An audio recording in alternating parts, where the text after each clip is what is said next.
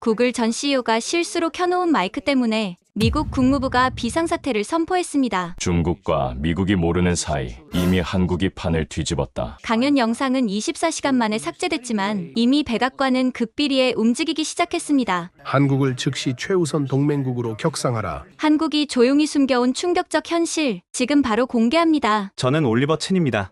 골드만삭스에서 아시아 투자 전략을 담당하고 있죠. 그날도 평범한 오후였습니다. 스탠퍼드 대학 강연장.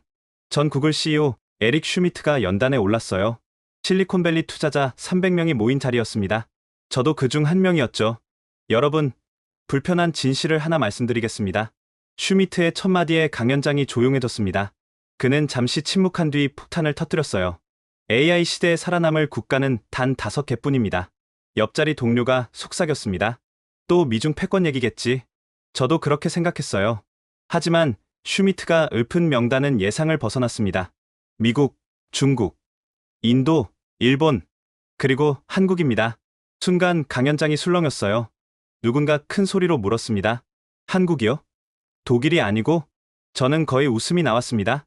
20년간 아시아를 분석해온 제게 이건 말도 안 되는 소리였어요. 일본이야 당연하지만 한국, 제 머릿속엔 도요타, 소니, 닌텐도가 스쳐 지나갔습니다. 세계 최고의 기술력, 장인정신, 혁신의 아이콘들, 그게 일본이었어요. 한국은 그저 일본을 따라하는 국가 정도로만 생각했죠. 슈미트가 계속했습니다. 한국은 전 세계에서 극소수 국가 중 하나로 하드웨어와 소프트웨어를 동시에 완성할 수 있는 나라입니다. 반도체, 배터리, AI, 로봇공학, 모든 분야에서 톱3 안에 들어요. 앞줄에 앉은 유명 벤처 캐피털리스트가 비웃었습니다. 그럼 왜 우리가 한국에 투자 안 하죠? 다들 도쿄로 가잖아요. 슈미트가 미소를 지었습니다. 그 미소가 묘하게 불편했어요. 그게 바로 여러분의 실수입니다. 한국인들은 자신들의 능력을 숨기는데 매우 뛰어나요. 겸손인지 전략인지 모르겠지만 강연이 끝나고 저는 동료들과 커피를 마셨습니다. 골드만삭스 팀 전체가 모였죠. 말도 안 돼. 한국이 독일보다 앞서다니. 케빈장, 우리 팀 시니어 파트너가 고개를 저었습니다. 그는 유럽 전문가였어요. 독일은 인더스트리 4.0의 선두주자야. 지멘스, SAP, 보쉬가 있잖아. 한국에 뭐가 있어? 삼성. 그것뿐이야. 릴리 왕이 반박했습니다. 그녀는 최근 한국 기업들을 조사하고 있었죠. 삼성뿐이 아니에요. LG, SK, 현대, 네이버, 카카오도 있어요. 특히 배터리 분야는 한국이 세계 시장의 40%를 차지하고 있다고요. 케빈이 코웃음을 쳤습니다. 배터리? 그게 미래 기술이야? 일본의 로봇 기술이나 독일의 정밀 기계가 훨씬 중요하지. 저는 케빈의 편이었습니다. 솔직히 말해서 저는 일본을 너무 좋아했거든요. 매년 도쿄를 방문했고 일본 기업들과 깊은 관계를 맺고 있었습니다. 그날 밤 집에 돌아와서도 슈미트의 말이 머릿속을 떠나지 않았어요. 한국인들은 자신들의 능력을 숨기는데 매우 뛰어나다. 이 말이 계속 맴돌았습니다. 정말 우리가 뭔가 놓치고 있는 걸까? 침대에 누워 천장을 바라보며 생각했습니다. 내가 한국을 제대로 본 적이 있나? 서울에 몇 번 출장은 갔지만 그저 삼성 본사만 방문했을 뿐이었어요. 그리고 며칠 후 정말 이상한 일이 벌어졌습니다. 이 강연을 계기로 제 인생 전체가 뒤바뀔 줄은 그때만 해도 몰랐죠. 며칠 후 월요일 아침, 저는 습관적으로 유튜브를 켰습니다. 주말에 있었던 슈미트 강연을 다시 보려고요. 그런데 이상했습니다. 영상이 없어졌어요. 뭐지? 분명 주말까지 있었는데 구글에서 검색해봤습니다. 아무것도 나오지 않았어요. 트위터, 페이스북, 링크드인까지 뒤졌지만 마찬가지였습니다. 마치 그 강연이 처음부터 없었던 것처럼 흔적도 없이 사라졌더군요. 사무실에 도착하자마자 팀원들에게 물어봤습니다. 혹시 슈미트 강연 영상 가진 사람 있어요? 모두 고개를 저었습니다. 릴리가 이상하다는 표정으로 말했어요. 저도 찾아봤는데 없더라고요. 심지어 스탠퍼드 공식 사이트에서도 삭제됐어요. 케빈이 비웃었습니다. 아마 슈미트가 술 먹고 헛소리해서 지운 거겠지. 한국이 5개국이라니 창피해서 지웠나 보네. 하지만 저는 그렇게 생각하지 않았습니다. 에릭 슈미트는 그런 사람이 아니었어요. 구글을 세계 최고 기업으로 만든 사람이 실수로 그런 말을 할 리 없었죠. 그날 오후 실리콘밸리가 발칵 뒤집혔습니다. 세코이아 캐피털의 파트너가 트위터에 글을 올렸어요. 슈미트 강연 영상 찾는 사람 많은데 왜 다 사라졌죠? 누가 삭제한 건가요? 댓글이 폭발했습니다. 다들 영상을 봤다고 하는데 아무도 저장하지 못했다는 거예요. 저녁 무렵 더 충격적인 소식이 들려왔습니다. CNBC, 블룸버그, 파이낸셜 타임즈, 주요 언론사들이 관련 기사를 모두 삭제했다는 겁니다. 우리 회사 슬랙 채널이 난리가 났어요. 이거 뭔가 수상한데? 정부 압력 아닐까? 아니면 대기업들이 개입한 거? 그때 우리 팀의 막내 분석가 토니가 흥미로운 발견을 했습니다. 선배님들, 이것 좀 보세요. 한국 주식이 이상해요. 화면을 보니 정말 이상했습니다. 영상이 사라진 직후부터 삼성전자, SK하이닉스, LG에너지솔루션 주가가 조용히 오르고 있었어요. 거래량도 평소의 3배였죠. 누군가 몰래 사들이고 있어요. 그것도 엄청난 규모로. 릴리가 데이터를 분석했습니다. 매수 주체를 추적해보니 골드만삭스 런던 지사, JP모건, 홍콩, 모건 스탠리 싱가포르, 다 아시아 쪽이네요. 케빈이 의자에서 벌떡 일어났습니다. 뭔가 있다. 분명히 뭔가 있어. 그날 밤, 저는 집에서 혼자 와인을 마시며 생각에 잠겼습니다. 20년간 금융시장에 있으면서 이런 일은 처음이었어요. 영상이 삭제된 이유가 뭘까? 슈미트의 말이 사실이라서? 아니면 너무 위험해서? 새벽 2시, 잠이 오지 않아 노트북을 켰습니다. 다크웹까지 뒤져봤지만 영상은 없었어요. 대신 흥미로운 글 하나를 발견했습니다. 익명의 누군가가 올린 글이었어요. 한국의 진짜 기술력을 아는 사람은 극소수다.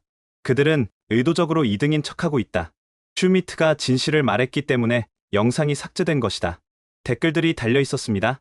음모론 그만해라. 한국이 뭘 숨긴다고. K-팝이나 잘하는 나라 아니야? 하지만 한 댓글이 제 눈길을 끌었습니다. 저는 테슬라 엔지니어입니다. 우리 배터리 기술의 80%가 한국에서 옵니다. 한국 없으면 전기차 산업은 멈춰요. 다음날 아침, 저는 결심했습니다. 회의실에 들어가자마자 말했어요. 저 한국 가보겠습니다. 케빈이 놀란 표정으로 물었습니다. 갑자기 왜? 직접 확인해보고 싶어요. 슈미트가 왜 그런 말을 했는지, 영상은 왜 삭제됐는지. 릴리가 거들었습니다. 저도 가고 싶어요. 최근 한국 데이터 분석하면서 이상한 점들이 많았거든요. 케빈이 한숨을 쉬었습니다. 그래, 가봐. 하지만 기대는 하지 마. 일본이 아시아 기술의 중심이라는 건 변하지 않을 거야. 저는 즉시 비행기표를 예약했습니다. 인천행 직항편이었죠. 탑승 게이트에서 대기하며 스마트폰을 보는데 메시지 하나가 왔습니다. 발신자 불명이었어요. 한국에서 진실을 찾게 될 것입니다. 선입견을 버리세요. 소름이 돋았습니다. 누가 제 번호를 어떻게 안 거죠? 비행기가 이륙하는 순간 저는 알 수 없는 긴장감에 휩싸였습니다. 이 여행이 제 인생을 바꿀 거라는 예감이 들었어요. 그리고 그 예감은 정확했습니다. 인천공항에 도착하기 전날 골드만삭스 뉴욕 본사에서 긴급 화상회의가 소집됐습니다. 아시아 투자 전략을 전면 재검토하자는 안건이었죠. 회의실 화면에는 전 세계 12개의 지사의 파트너들이 접속해 있었습니다. CEO 데이비드 솔로몬이 직접 주재했어요. 최근 아시아 시장에 이상 신호가 감지되고 있습니다. 특히 한국 관련해서요. 런던 지사의 제임스 로드가 먼저 발언했습니다. 저희가 조사한 바로는 지난 일주일간 한국 주식에 5천억 달러가 조용히 유입됐습니다. 주체를 추적하니 중동 국부펀드와 노르웨이 연기금이었어요. 도쿄 지사의 사토 켄이 반박했습니다. 일시적인 현상일 뿐입니다. 일본이 아시아 기술의 중심이라는 사실은 변하지 않아요. 도요타의 수소차, 소니의 이미지 센서, 그리고 제가 끼어들었습니다. 사토상. 하지만 배터리는요? 단도체는요? 한국이 압도적이지 않습니까? 그건 단순 제조업입니다. 진짜 혁신은 일본에서 나와요. 케빈이 사토의 편을 들었습니다. 맞아요. 한국은 그냥 대량 생산만 잘할 뿐이에요. 창의성과 원천 기술은 일본이 훨씬 앞서죠. 그때 홍콩 지사의 릴리가 화면을 공유했습니다. 이 차트를 보세요. 지난 5년간 AI 특허 출원 순위입니다. 모두가 숨을 죽였습니다. 한국이 미국, 중국에 이어 3위였어요. 일본은 7위에 불과했죠. 그리고 이건 배터리 시장 점유율입니다. 한국 3사가 합쳐서 42%, 일본은 18%예요. 케빈이 발끈했습니다. 숫자만으로 판단할 수 없어. 품질이 중요하지. 싱가포르 지사의 라이언 탄이 조용히 말했습니다. 제가 최근 애플 임원을 만났는데요.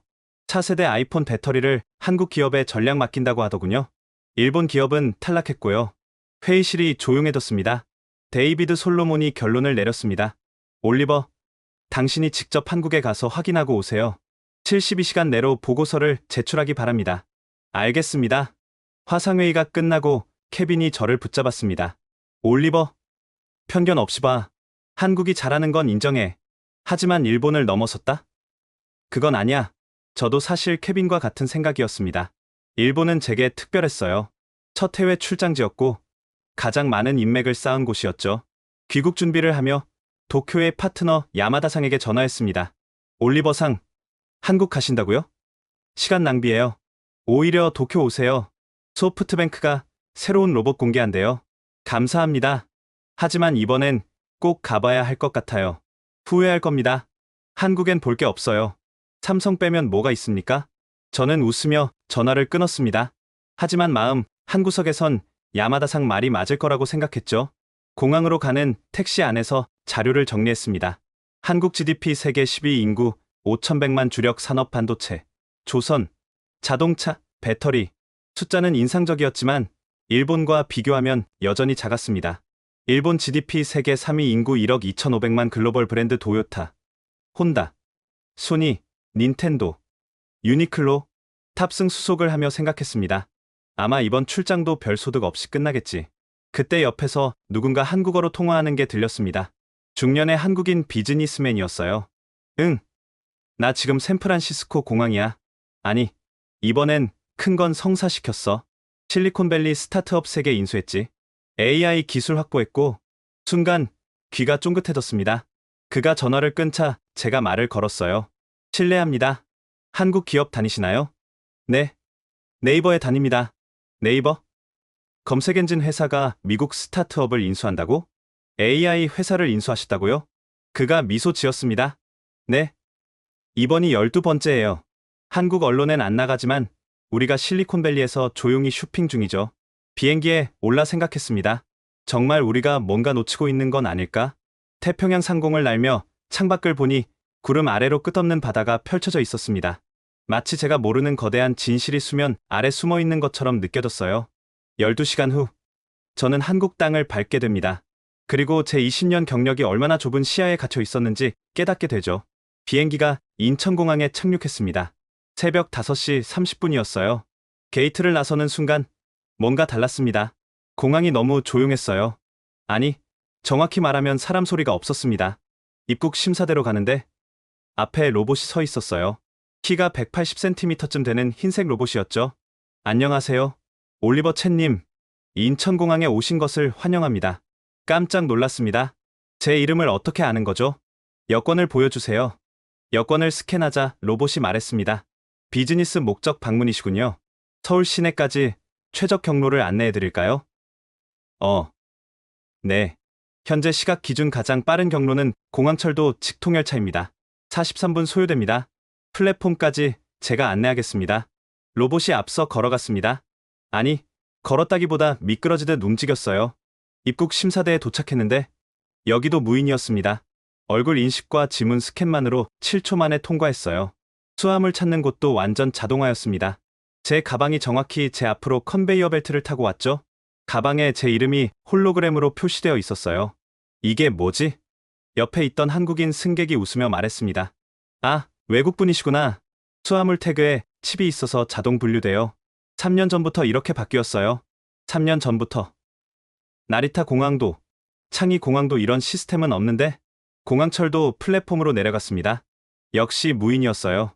표를 사려고 했는데 기계가 제 얼굴을 인식하더니 자동으로 게이트가 열렸습니다. 결제는 어떻게? 안내 화면에 메시지가 떴습니다. 국제 신용카드로 자동 결제됩니다. 제 지갑을 한 번도 열지 않았는데 말이죠. 열차에 올랐습니다. 새벽임에도 사람들이 꽤 있었어요. 그런데 이상했습니다. 아무도 핸드폰을 손에 들고 있지 않았어요. 자세히 보니 다들 스마트 글래스를 쓰고 있었습니다. 허공을 보며 손가락을 움직이더군요. AR 기술인 것 같았어요. 옆자리 청년이 글래스를 벗고 쉬고 있기에 말을 걸었습니다. 실례합니다. 저 글래스가 뭔가요? 아, 외국인이시네요. 삼성 AR 글래스예요. 한국에선 스마트폰 대신 다들 이거 써요. 언제부터요? 최근 대중화됐어요. 해외 제품보다 10분의 1 가격이거든요. 10분의 1? 그럼 300달러란 말인가? 성능은 어때요? 청년이 자기 글래스를 제게 씌워줬습니다. 순간 충격을 받았어요. 눈앞에 완벽한 디지털 세계가 펼쳐졌습니다. 창밖 풍경 위에 건물 정보, 날씨, 뉴스가 실시간으로 떠올랐어요. 이걸 300달러에 판다고요? 네. 정부 보조금 받으면 더 싸요. 학생은 무료로 받기도 하고요. 서울역에 도착했습니다. 역사를 나서니 거대한 도시가 눈앞에 펼쳐졌어요. 하지만 뭔가 이상했습니다. 도로에 차가 별로 없었어요. 택시를 타야 하는데 역 앞에서 기다리는 사람이 말했습니다. 택시요? 앱으로 부르세요. 아니면 저기 로보택시 타세요. 로보택시? 길 건너편에 무인 차량 정류장이 있었습니다. 현대의 아이오닉 차량 수십 대가 줄지어 있었어요. 운전석이 비어 있었죠. 진짜 운전자가 없나요? 네. 서울은 최근 완전 자율주행이 허용됐어요. 완전 자율주행? 미국도 아직 제한적 단계인데 호기심에 로보택시를 탔습니다. 안녕하세요. 목적지를 말씀해 주세요. 포시즌스 호텔이요. 광화문 포시즌스 호텔. 예상 시간 12분입니다. 차가 부드럽게 출발했습니다. 운전대가 저절로 돌아가는 게 신기했어요. 더 놀라운 건 교통 체계였습니다. 신호등에서 한 번도 멈추지 않았어요.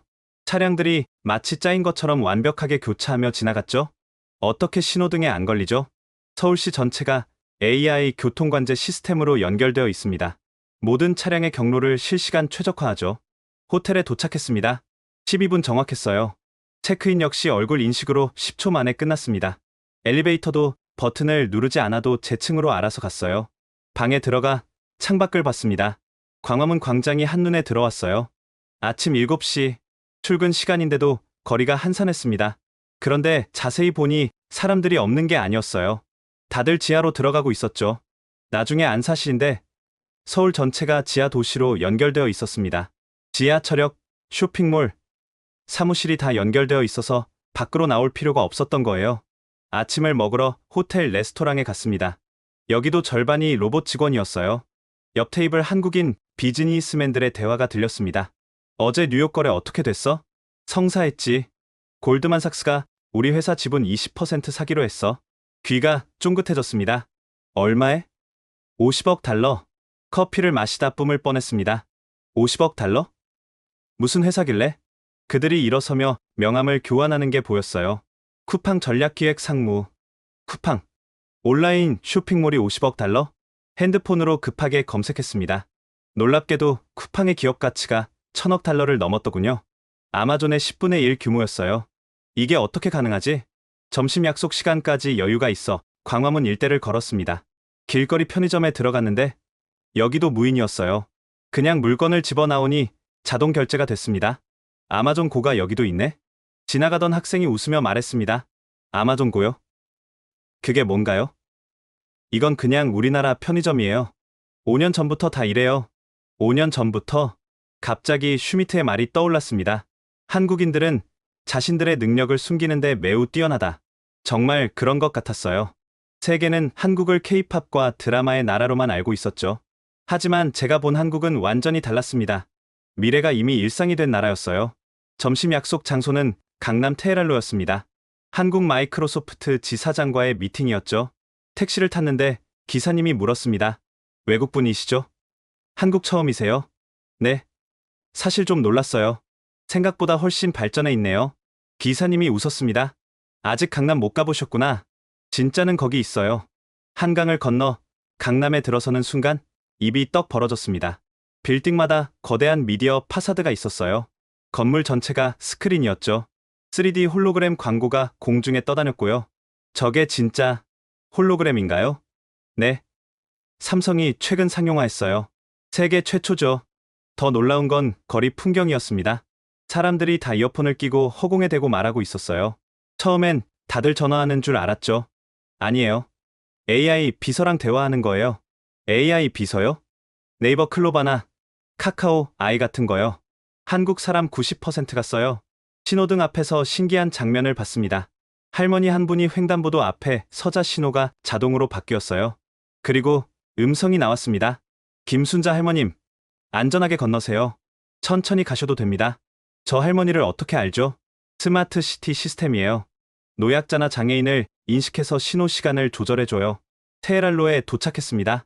실리콘밸리가 연상됐어요. 아니, 어떤 면에선 더 미래적이었습니다.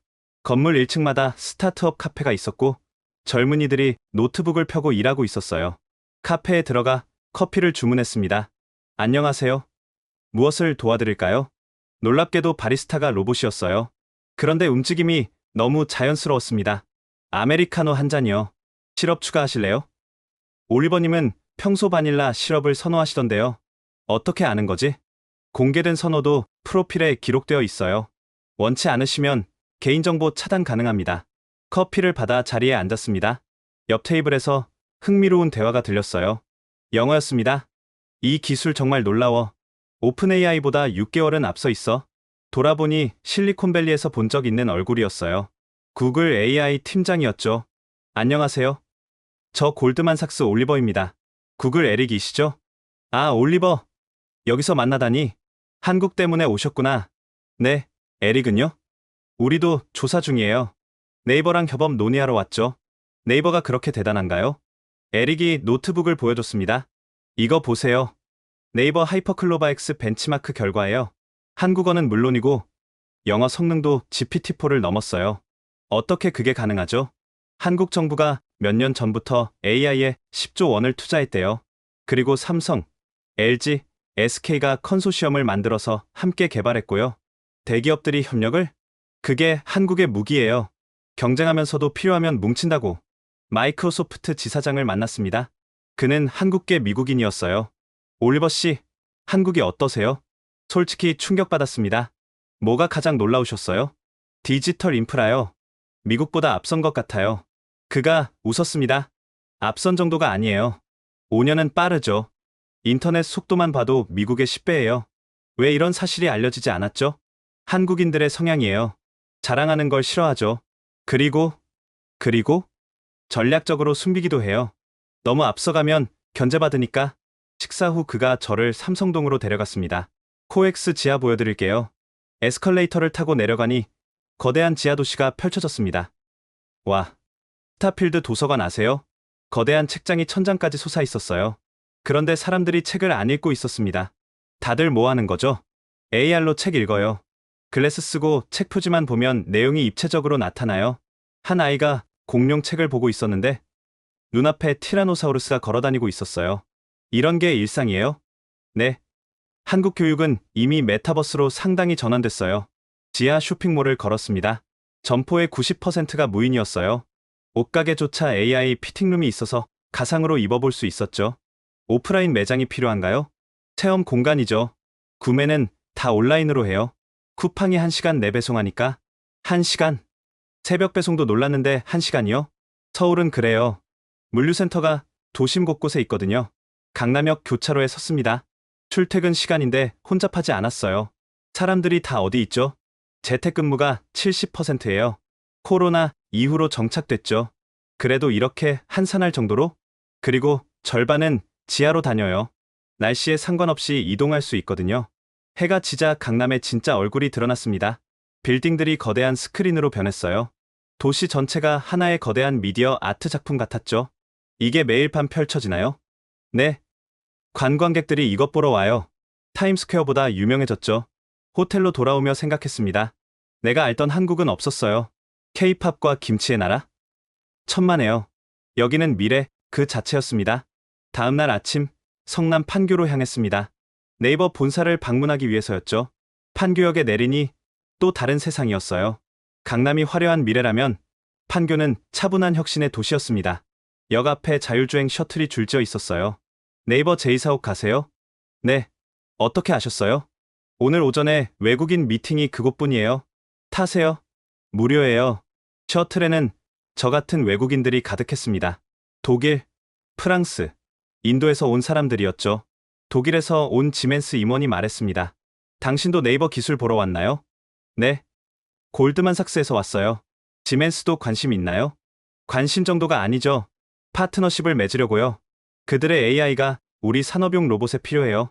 네이버 제2사옥 1784에 도착했습니다. 28층 높이의 빌딩인데 입구부터 달랐어요. 문이 없었습니다. 문이 어디 있죠? 안내 직원이 웃으며 설명했습니다. 에어 커튼이에요. 문 없이도 온도와 공기를 차단하죠. 여기로 걸어 들어오세요. 정말 신기했어요. 밖과 안의 온도가 완전히 달랐는데 문이 없었죠. 로비에 들어서자 로봇들이 돌아다니고 있었어요. 배달 로봇, 안내 로봇, 청소 로봇. 이 로봇들이 직원인가요? 네. 100대가 일하고 있어요. 사람 직원은 3,000명이고요. 엘리베이터도 특별했습니다. 버튼이 없었어요. 5층 AI 랩 가시죠? 올리버 챗님 미팅 확인됐습니다. 얼굴 인식으로 자동 확인하더군요. 5층에 도착하니 박진영 박사가 기다리고 있었습니다. 올리버님, 환영합니다. 하이퍼클로바 X 보러 오셨죠? 네. 구글 직원한테 들었는데 정말 GPT-4를 넘었다면서요? 시연 보여드릴게요. 연구실로 들어갔습니다. 화면 앞에 앉자 박사가 물었어요. 어떤 걸 테스트해볼까요? 응. 복잡한 금융 분석 가능한가요? 물론이죠. 질문해보세요. 저는 일부러 어려운 질문을 했습니다. 테슬라와 BYD, 리비안의 최근 3년 재무제표를 분석하고 5년 후 전기차 시장 점유율을 예측해줘. 10초도 안 돼서 답이 나왔어요. 차트, 그래프, 상세 분석까지 완벽했습니다. 심지어 제가 놓친 변수들까지 짚어냈죠. 이건 우리 애널리스트보다 정확한데요? 박 박사가 웃었습니다. 더 놀라운 걸 보여드릴게요. 클로바엑스야. 방금 분석을 바탕으로 투자 포트폴리오를 짜줘. 올리버님의 투자 성향을 고려해서 순간 깜짝 놀랐습니다. 제 투자 성향을 어떻게 알죠? 공개된 골드만삭스 리포트들을 학습했어요.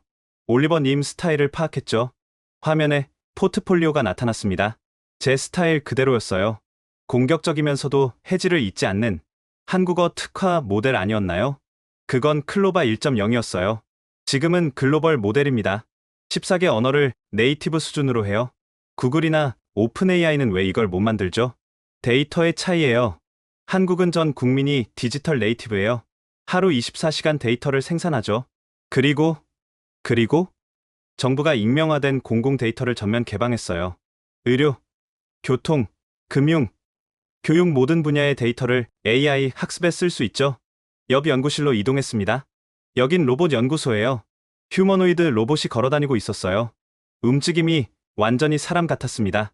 보스턴 다이나믹스보다 자연스러운데요. 보스턴 다이나믹스 기술도 들어있어요. 현대가 인수했잖아요. 우리랑 협업하고 있죠. 로봇이 제게 다가와 악수를 청했습니다. 안녕하세요, 올리버님. 한국 방문 어떠세요? 좋아요. 투자 결정에 도움이 필요하면 말씀하세요. 한국 시장 분석 도와드릴게요. 로봇이 농담까지 하다니. 이 로봇 가격이 얼마예요? 아직 시제품이라 판매는 안 해요. 하지만 목표가는 전기차 수준이에요. 전기차요? 그럼 3만 달러? 네. 대량 생산하면 가능해요. 다음은 메타버스 연구실이었습니다. 제페토 아세요? 네이버 메타버스 플랫폼이죠. 3억 명이 사용해요. 로블록스 다음이죠. 박사가 VR 헤드셋을 건네줬습니다. 써보세요. 헤드셋을 쓰자 가상 서울이 펼쳐졌어요. 광화문, 남산타워, 한강이 완벽하게 재현되어 있었죠. 와, 디테일이 놀라운데요. 서울시 전체를 3D 스캔했어요. 실제와 99% 일치해요. 가상 거리를 걸었습니다. 다른 아바타들이 쇼핑하고, 대화하고, 일하고 있었어요. 사람들이 여기서 실제 업무를 하나요? 네. 일부 기업은 메타버스 오피스를 운영해요. 재택근무의 진화형이죠. 마지막으로 데이터 센터를 봤습니다. 지하 3층 규모였는데 서버 수만 대가 늘어서 있었어요. 전력 소비가 엄청나겠네요. 100% 재생에너지예요. 태양광과 수소연료전지로 자체 발전하죠. 수소연료전지요? 네. 현대화 개발했어요. 한국이 수소경제 1위 국가거든요. 네이버를 나오며 생각이 복잡해졌습니다. 구글과 맞먹는 기술력? 아니 어떤 면에선 앞서 있었어요. 그런데 왜 세계는 이걸 모를까? 박 박사가 배웅하며 말했습니다. 올리버님, 한 가지 조언 드려도 될까요? 네, 말씀하세요. 한국에 투자하려면 서두르세요. 중국 자본이 이미 많이 들어왔어요. 조용히요. 중국이요? 네. 그들은 한국의 가치를 알아요. 미국만 모르죠. 판교를 떠나는 셔틀 안에서 창밖을 봤습니다. 네이버, 카카오, NC소프트, 넥슨, 크래프톤, 게임 회사로만 알았던 기업들이 모두 AI 연구를 하고 있었어요. 이 작은 도시에 실리콘밸리급 기업들이 몰려있다니 슈미트의 말이 계속 떠올랐습니다. 한국인들은 자신들의 능력을 숨기는데 매우 뛰어나다. 이제 그 말의 의미를 알 것 같았어요. 오후 일정은 쿠팡 물류센터 방문이었습니다. 김포공항 근처에 있는 메가허브였죠. 쿠팡 전략기획 이강욱 상무가 직접 마중 나왔습니다. 올리버님, 골드만삭스에서 오셨다고요? 우리에게 관심 있으신가요? 솔직히 어제까지는 없었어요.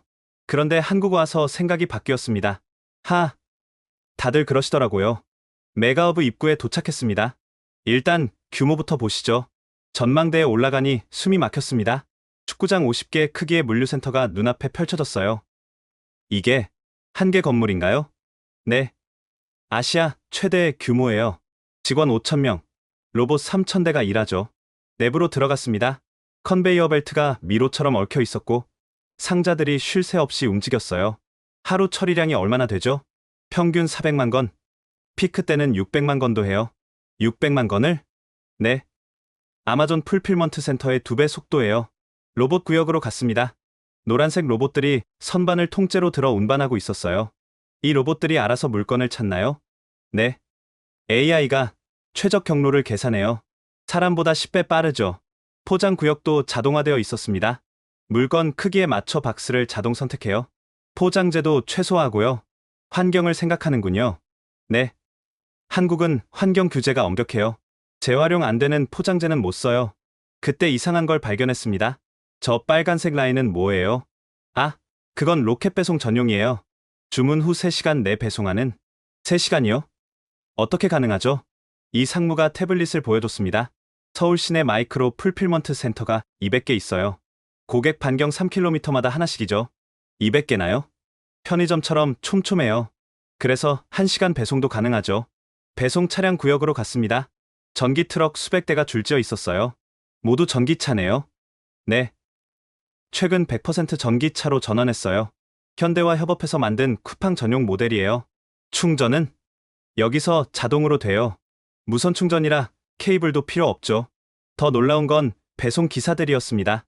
다들 젊네요. 평균 연령 32세예요.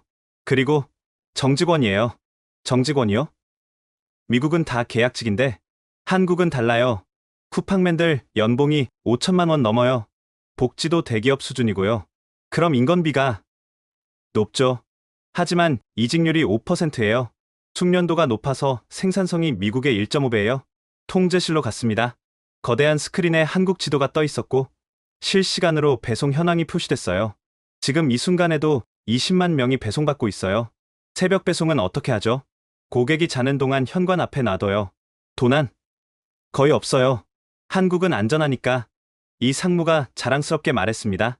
아마존이 우리 시스템 벤치마킹하러 왔어요. 3번이나요. 진짜요? 네. 특히 신선식품 배송을 배우러 왔죠. 우리는 새벽에 산지 농산물을 배송해요. 품질 관리는 콜드체인 완벽해요. 농장에서 고객 냉장고까지 영상 이도 유지하죠. 다음은 쿠팡이츠 센터였습니다. 음식 배달도 하시죠? 한국 1위예요. 하루 300만 건 배달해요. 300만 건을 한국인 2명 중 1명이 매일 배달시켜 먹어요. 화면에 서울 지도가 나타났습니다. 빨간 점들이 벌떼처럼 움직이고 있었어요. 저 점들이 다 배달 라이더예요? 네. 5만 명이 실시간으로 움직여요. 평균 배달 시간 19분이에요. 19분. 조리 시간 포함해서? 네. AI가 주문 예측을 해요. 미리 준비하도록 식당에 알려주죠. 쿠팡플레이 스튜디오도 봤습니다. 스트리밍 서비스도 하시네요. 넷플릭스와 경쟁해요. 한국 콘텐츠 제작에 연 2조 원 투자하죠. 이커머스 회사가 콘텐츠를? 아마존도 프라임 비디오 하잖아요. 우리가 먼저 시작했지만요. 이 상무가 갑자기 진지해졌습니다. 올리버님, 쿠팡의 진짜 강점이 뭔지 아세요? 물류 아닌가요? 데이터예요. 5천만 한국인의 소비 데이터를 갖고 있어요. 그게 왜 중요하죠? 뭘 살지 예측할 수 있어요. 재고 제로에 도전하고 있죠. 재고 제로요? 주문 전에 미리 배송 시작해요. 고객이 클릭하는 순간 이미 트럭에 실려 있죠. 말도 안 돼요. 이 상무가 휴대폰을 꺼냈습니다. 직접 보여드릴게요. 제가 매일 4시에 아메리카노 시키거든요. 시계를 보니 3시 55분이었어요. 자, 보세요. 4시 정각 알림이 왔습니다. 이강욱 고객님, 오늘의 아메리카노 5분 후 도착합니다. 주문도 안 했는데? AI가 제 패턴을 알아요. 확인만 누르면 돼요. 정말 5분 후 배달이 왔습니다. 이게 일상이에요? 네. 쿠팡 프리미엄 회원은 다 이렇게 살아요. 밖으로 나오며 물었습니다. 쿠팡 기업 가치가 얼마죠? 1200억 달러예요. 아마존이? 2조 달러죠. 하지만 성장률은 우리가 3배 빨라요. 왜 미국 진출 안 하세요? 검토 중이죠. 몇 년 내로 갈 계획입니다. 미국도 이렇게 할 수 있을까요? 이 상무가 웃었습니다. 한국에서 되는 게 미국에서 안 될 이유가 있나요? 차를 타고 나오는데 쿠팡 트럭이 줄지어 출발하는 게 보였어요. 파란색 전기 트럭 수백 대가 서울로 향했습니다. 아마존을 넘을 수도 있겠다. 처음으로 그런 생각이 들었어요. 셋째 날 아침, 수원 삼성전자 본사로 향했습니다. 전날 밤 케빈이 전화했어요. 올리버, 삼성 가봤자야. 우리가 다 아는 회사잖아. 하지만 저는 이미 예감이 있었습니다. 한국의 다른 기업들이 이 정도인데 삼성은 뭔가 다를 거라고. 정문에서 보안 검색이 삼엄했습니다. 카메라, 녹음기 모두 제출해주세요. 왜 이렇게 엄격하죠? 최신 기술 유출 방지예요. 경쟁사 스파이가 많거든요. 안내를 맡은 김철수 상무가 웃으며 말했습니다. 애플 직원도 많이 와요. 관광 온다고 하지만 다 알죠. 먼저 반도체 전시관으로 갔습니다. 올리버님, 반도체가 뭔지 아시죠? 당연하죠. 컴퓨터 두뇌 아닙니까? 맞아요. 그런데 최신 반도체 공정이 몇 나노인지 아세요? 3나노 정도? 삼성은 이미 2나노를 양산 중이에요. 곧 1.4나노도 나옵니다.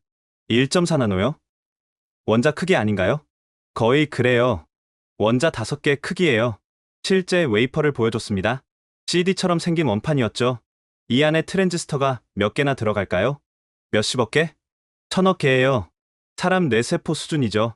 다음은 미래기술연구소였습니다. 여기는 일반인 출입 금지 구역인데 특별히 허락받았어요. 들어가니 SF 영화 세트장 같았습니다. 이게 뭐죠? 뉴로모픽 칩이에요. 인간 뇌를 모방한 반도체죠. 어디에 쓰이는데요? 자율주행차, 로봇, AI에 쓰여요. 전력 소비가 기존 칩의 100분의 1이에요. 100분의 1이요? 네. 인간 뇌처럼 필요한 부분만 작동해요. 테슬라가 이거 사려고 난리예요. 옆 연구실로 갔습니다. 여긴 양자 컴퓨터 연구소예요. 거대한 원통형 기계가 천장까지 솟아 있었어요. 이게 양자 컴퓨터? 네. 50큐비트 시제품이에요. 구글은 70큐비트, 우린 100큐비트 개발 중이죠. 언제 상용화되나요? 몇 년 내로요. 이미 현대차와 신약 개발에 활용 중이에요. 김 상무가 태블릿을 보여줬습니다. 이거 보세요. 최근 삼성 특허 출원 순위예요. 미국 특허청 자료였습니다. 삼성이 2위, IBM이 1위였어요. IBM 다음이네요. 네. 그런데 AI 관련 특허만 보면 우리가 1위예요. 진짜요? 육지통신 특허의 35%가 삼성 거예요. 화웨이는 18%고요. 다음은 스마트폰 공장이었습니다. 갤럭시 만드는 곳이죠? 네. 그런데 이제 스마트폰은 부업이에요. 부업이요? 매출의 20%밖에 안 돼요. 진짜는 따로 있죠. 지하로 내려갔습니다. 여기가 진짜예요. 거대한 클린룸이 끝없이 펼쳐져 있었어요. 파운드리 공장이에요. 애플, 엔비디아, 퀄컴 칩을 만들죠. TSMC 아니었나요? TSMC가 60%, 우리가 30%예요. 하지만 성장률은 우리가 2배 빨라요. 방진복을 입고 내부로 들어갔습니다. 극자외선 EUV 장비들이 작동 중이었어요. 저 기계 하나에 얼마예요? 2천억 원이에요. 여기에만 30대 있죠. 6조 원어치가. 네. 한국이 반도체에 매년 50조 원 투자해요. 국가 전체가요. 김 상무가 갑자기 진지해졌습니다. 올리버님, 진짜 비밀 하나 알려드릴까요? 뭐죠? 삼성이 인텔을 인수 검토했었어요. 뭐라고요? 인텔 시가총액 1000억 달러? 삼성 현금 보유액 1200억 달러? 가능했어요. 그럼 세계 반도체 산업이 한국이 주도하게 되죠. 메모리는 이미 70%, 파운드리 30%, 인텔까지 먹으면 상상만 해도 무서운 시나리오였습니다. 배터리 연구소로 이동했습니다. 삼성 SDI 아시죠? 테슬라 배터리 공급사죠. 맞아요. 그런데 차세대 배터리 보여드릴게요. 실험실에는 다양한 배터리가 전시되어 있었어요. 이게 전고체 배터리예요. 리튬이온 대비 에너지 밀도 3배, 충전 속도 10배예요. 상용화는 곧 나올 예정이에요. 이미 BMW와 계약했어요. LG에너지솔루션은 우리가 몇 개월 앞서요.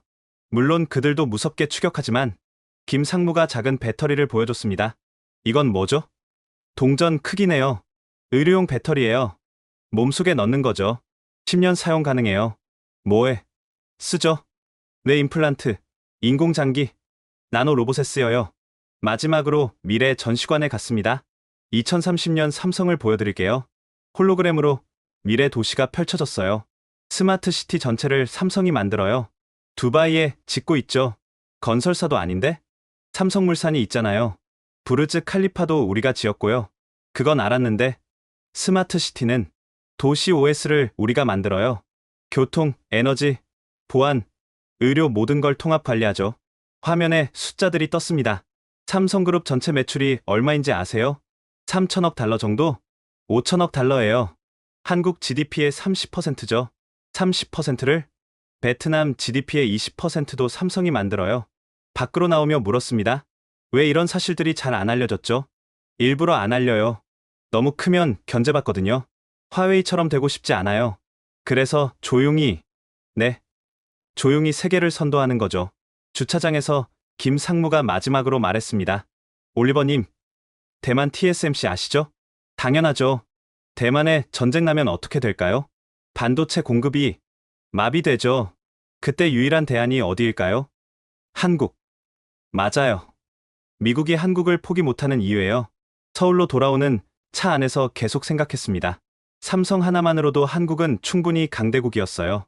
그런데 LG, SK, 현대까지 있다니 일본이 아니라 한국이 진짜 아시아의 리더구나. 20년간의 확신이 무너지는 순간이었습니다. 넷째 날, 충청북도 청주로 향했습니다. LG에너지솔루션 오창 공장이었죠. 안내를 맡은 박지훈 전무가 말했습니다. 올리버님, 전기차 시대의 진짜 승자가 누군지 아세요? 테슬라 아닌가요? 아니요. 배터리 만드는 회사예요. 전기차 원가의 40%가 배터리거든요. 공장 입구에 들어서자 규모에 압도됐습니다. 여기가 세계 최대 배터리 공장이에요. 테슬라 배터리 70%를 여기서 만들죠. 70%나요? 네. 일론 머스크가 최근에만 3번 왔어요. 생산 라인을 따라 걸었습니다. 하루 생산량이 얼마나 되죠? 전기차 5,000대분이에요. 연간 180만 대분이죠. 그럼 테슬라 전체 생산량이 우리가 없으면 테슬라는 멈춰요. 품질 검사실로 갔습니다. 배터리 하나당 3,000개 항목을 검사해요. 불량률 0.001%예요. 어떻게 그게 가능하죠? AI가 전수검사예요. 사람은 최종 확인만 하죠. 박 전무가 차세대 배터리를 보여줬습니다. 이게 리튬 메탈 배터리예요. 현재보다 주행거리 2배예요. 언제 나오죠? 몇 년 내요. GM이 독점 계약했어요. 가격은? 현재 대비 30% 싸요. 더 좋은데 더 싸다고요? 대량 생산의 마법이죠. 규모의 경제예요. 연구소로 이동했습니다.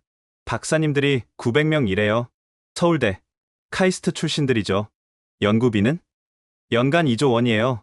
국가 지원도 5천억 받고요. 한 연구실에서 흥미로운 실험을 봤습니다. 배터리를 자르고 있네요. 안전성 테스트예요.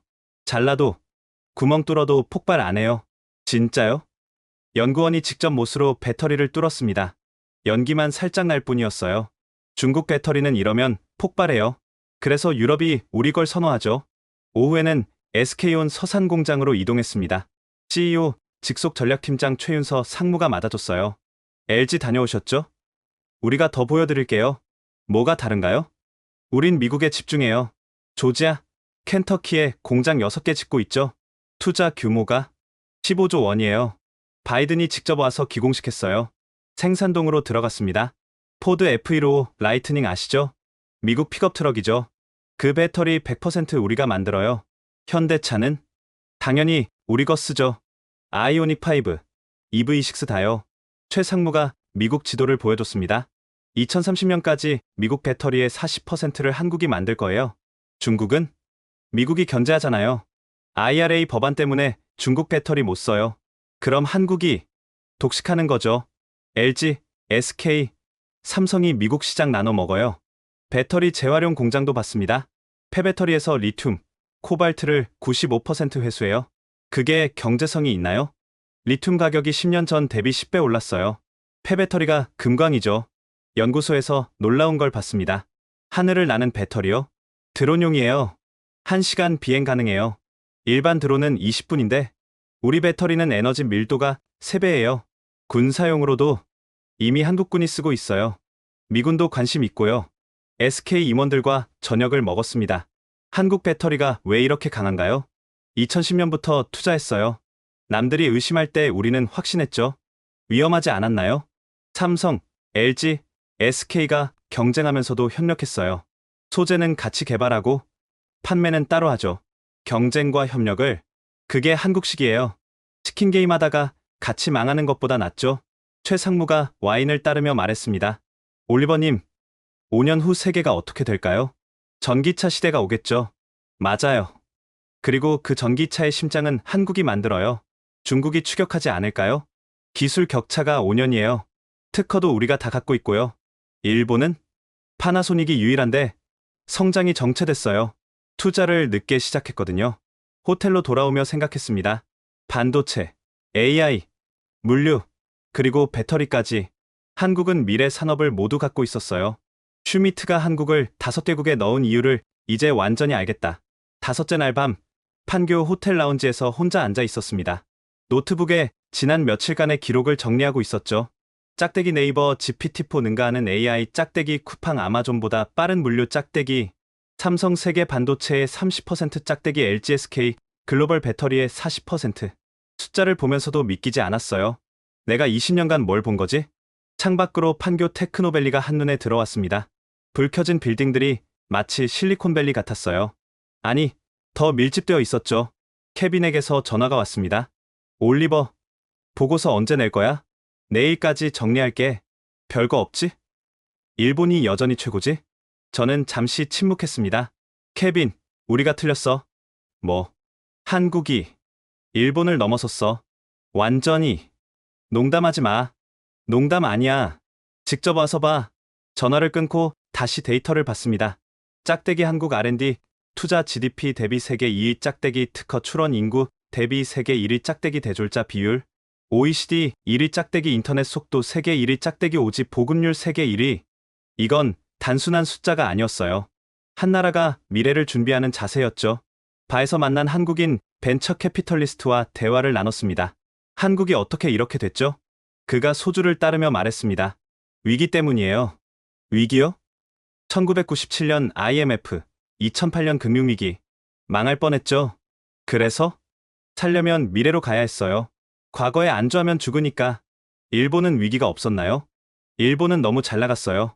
바꿀 필요를 못 느꼈죠. 그의 말이 와닿았습니다. 그리고 한국은 작아요. 작은 게 왜 장점이죠? 빨리 바꿀 수 있어요. 정부가 결정하면 전국이 일주일 만에 바뀌어요. 예를 들면 코로나 때 봤잖아요. 전 국민 마스크, 전 국민 검사, 전 국민 백신. 다 일주일이면 끝이에요. 미국은 몇 달 걸리는데 그게 차이예요. 속도. 한국은 세계에서 가장 빠른 나라예요. 새벽 2시 호텔 방으로 돌아왔습니다. 침대에 누워 천장을 보며 생각했어요. 도쿄를 그렇게 사랑했던 내가 이제 서울에 반했다니. 일본의 장인정신도 대단하지만 한국의 역동성은 차원이 달랐어요. 일본이 완벽한 현재를 만든다면 한국은 미래를 창조하고 있었죠. 노트북을 다시 켰습니다. 보고서 제목을 썼어요. 한국 숨겨진 초강대국. 서론을 쓰기 시작했습니다. 우리는 20년간 잘못 봤다. 아시아의 미래는 일본이 아니라 한국에 있었다. 5천만의 작은 나라가 세계를 바꾸고 있다. 조용히, 그러나 확실하게 쓰다가 멈췄습니다. 이 보고서가 나가면 난리가 날 텐데. 월스트리트가 발칵 뒤집힐 게 뻔했어요. 하지만 진실을 말해야 했습니다. 새벽 5시까지 보고서를 완성했습니다. 마지막 문장을 썼어요. 에릭 슈미트가 옳았다. 한국은 AI 시대 5개 생존국이다. 아니, 어쩌면 세계국일지도 모른다. 미국, 중국, 그리고 한국. 저장 버튼을 누르는 순간 뭔가 역사적인 일을 한 기분이었어요. 아침 7시 보고서를 뉴욕으로 전송했습니다. 30분 후 CEO에게서 전화가 왔어요. 올리버, 이거 진짜야? 네. 모두 제가 직접 확인한 사실입니다. 당장 이사회 소집이야. 화상으로 브리핑해. 그날 오후 골드만삭스 전 세계 파트너 200명 앞에서 발표했습니다. 한국을 재평가해야 합니다. 우리가 놓친 10년을 되찾아야 합니다. 질문이 쏟아졌어요. 일본보다 정말 앞서나? 중국이 견제하지 않나? 정치적 리스크는? 하나씩 답했습니다. 발표가 끝나자 CEO가 말했습니다. 올리버, 서울지사장 맡아줘. 그리고 한국 투자를 10배 늘려. 10배요? 아니다. 무제한이야. 좋은 건 다 사. 그 순간 제 인생이 바뀌는 걸 느꼈습니다. 한국에서 돌아온 지 일주일 후 뉴욕 골드만삭스 본사 41층 대회의실. 전 세계 지사장들과 주요 펀드 매니저 300명이 모였습니다. CEO 데이비드 솔로몬이 직접 사회를 봤죠. 오늘은 아시아 전략을 전면 수정합니다. 올리버, 발표해주세요. 제가 연단에 섰습니다. 여러분, 우리는 10년간 엄청난 기회를 놓쳤습니다. 화면에 한국 주요 기업들의 시가총액 그래프가 떴어요. 2020년 대비 평균 상승률 400%. 같은 기간 일본은 150%입니다. 웅성거림이 들렸습니다. 한국을 K-팝과 드라마의 나라로만 알았다면 완전히 잘못 안 겁니다. 다음 슬라이드. 삼성전자 시총 5천억 달러, 도요타 3천억 달러, LG에너지솔루션 2천억 달러, 파나소닉 300억 달러, 네이버 1,500억 달러, 라쿠텐 100억 달러. 장내가 조용해졌어요. 도쿄 지사장 사토가 손을 들었습니다. 하지만 일본 GDP가 한국의 3배입니다. 맞습니다. 하지만 성장률은 한국이 3배 높죠. 10년 후엔 역전될 수도 있어요. 런던 지사장이 질문했습니다. 유럽 투자자들이 관심 가질까요? 제가 준비한 슬라이드를 보여줬습니다. 이미 시작됐습니다. 노르웨이 국부펀드 한국 투자 500억 달러, 사우디 아람코 한국 정유사업 투자 100억 달러, 독일 폭스바겐 한국 배터리 구매 계약 300억 달러. CFO가 물었습니다. 리스크는 어떻게 봐야 하나? 북한 리스크는 과장됐습니다. 70년간 전쟁 없었고 한국인들은 신경도 안 써요. 중국 견제는? 오히려 기회입니다. 미국이 중국 견제용으로 한국을 키울 겁니다. CEO가 끼어들었습니다. 올리버, 핵심만 말해. 우리가 뭘 사야 하지? 첫째, 한국 반도체 기업 전부. 둘째, 배터리 3사 전부. 셋째, 플랫폼 기업 네이버, 카카오, 쿠팡. 넷째, 엔터테인먼트 하이브, SM, JYP, YG, 엔터테인먼트까지. BTS 아시죠? 하이브 시총이 100억 달러입니다. 디즈니 IP 사업부 수준이에요. 또 다른 파트너가 물었습니다. 일본 투자는 어떻게 하지? 저는 잠시 망설였습니다. 일본을 사랑했던 제가 이런 말을 하다니. 줄여야 합니다. 일본은 과거, 한국은 미래입니다. 사토가 발끈했습니다. 그건 너무 극단적이야. 숫자를 보세요. AI 특허, 오지 특허, 배터리 특허. 모두 한국이 앞섭니다. 경론이 1시간 넘게 이어졌습니다. 결국 CEO가 결론을 내렸습니다. 아시아 펀드 1,000억 달러 중 500억을 한국으로, 일본은 300억으로 줄이고 역사적인 결정이었습니다. 회의가 끝나고 CEO가 저를 따로 불렀어요. 올리버, 서울지사를 아시아 본부로 격상시킬게. 도쿄를 대체하는 거야. 정말입니까? JP모건도 이미 그렇게 했어. 우리가 늦은 거지. 일주일 후 월스트리트 저널 일면 골드만삭스 한국에 500억 달러 투자 선언. 기사가 나가자 도미노 현상이 시작됐습니다. 블랙록 CEO 레리 핑크가 긴급 성명을 냈어요. 한국은 새로운 일본이다. 아니, 그 이상이다. 모건 스탠리, JP모건, 시티그룹이 앞다퉈 한국 투자를 발표했습니다. 2주 만에 한국 코스피는 3,500에서 4,000을 돌파했어요. 더 놀라운 건 실리콘밸리 반응이었습니다. 구글이 삼성과 AI 칩 공동개발 발표, 마이크로소프트가 네이버와 전략적 제휴, 아마존이 쿠팡 지분 20% 인수, 일론 머스크는 트위터에 썼어요. 테슬라 제가 팩토리 코리아 coming soon. 테슬라 기가 팩토리 한국 곧 온다. 한 달 후 저는 서울로 이사했습니다. 여의도 IFC 65층에 새 사무실을 열었죠. 첫 출근 날 직원 200명이 모였습니다.